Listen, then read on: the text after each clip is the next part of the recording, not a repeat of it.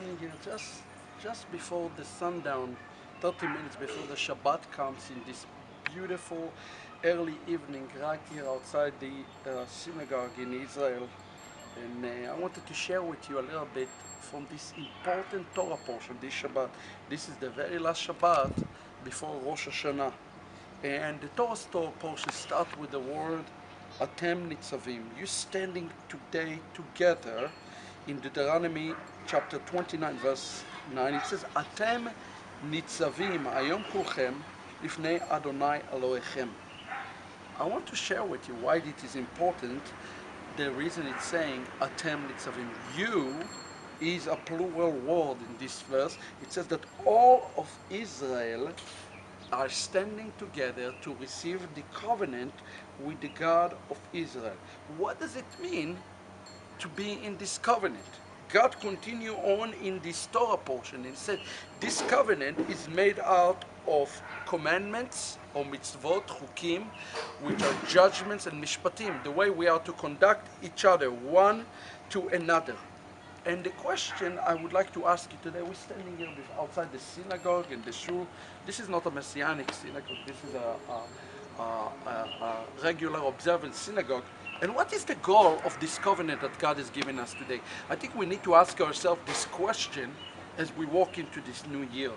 If you are Jewish, ask yourself this question: is the covenant that I'm walking in with God bring me closer to Him or further to Him? If you are from the nations, is the covenant of the God of Israel with me? Is it a covenant that bring me closer to Mashiach or further from Mashiach? And here what he says in Deuteronomy chapter 30.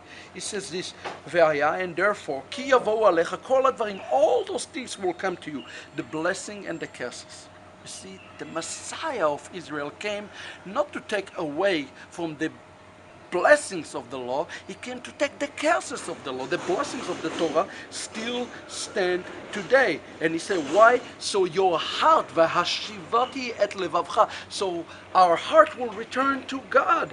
And God says here in Deuteronomy 30, verse 2, his entire plan of salvation for his people. He says, Veshavta ad Adonai. The word tshuva is to return.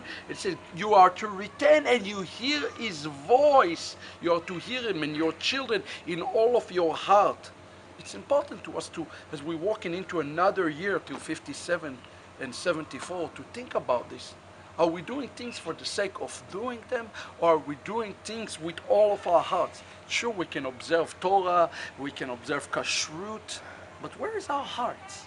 See, God cares about our heart, friends. And I want you to think today about your heart in the walk with the mighty one of Israel. He continues on and he says a relationship with a father and a son. He says, and you are coming back and he will gather you. And how far God is willing to go for you? It says here in the verse 4, this is the verse that our entire ministry is based on. Ahavat Amim ministry is based on this verse. Veshav Adonai Elohecha et shevutcha v'richmecha. He will bring you and he will have mercy on you and he will gather you from the end of the earth. He will go to a place that is called in Hebrew Bektseh Hashamayim. He will go to the end of the earth to bring you back to him. And then he says his real goal in this Torah, he says, Humal, in the Hebrew here, Humal Adonai, and God will circumcise your heart. And he will circumcise the heart of your seed to love him. God's ultimate goal in the Torah, friends, is not to have just laws and regulations, but to bring the God of Israel back to us so we can see him, so we can experience him. It's interesting that here it says in this verse, Vayir'u oto kol afsei aretz. All the people will see him and they will experience him. The word yir'u literally means to experience.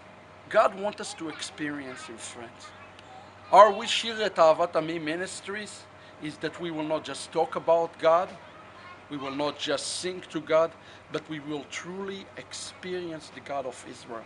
Take this moment today in this holy Shabbat that come upon us here in Israel in a few minutes and in the diaspora in a few hours to think, Am I experiencing God? Do I experience the living one of Israel, or do I just talk about him? May this year will be a year of experiences in all good things in him. I pray in the name of Yeshua, right here from Israel, blessings upon you. Litraut.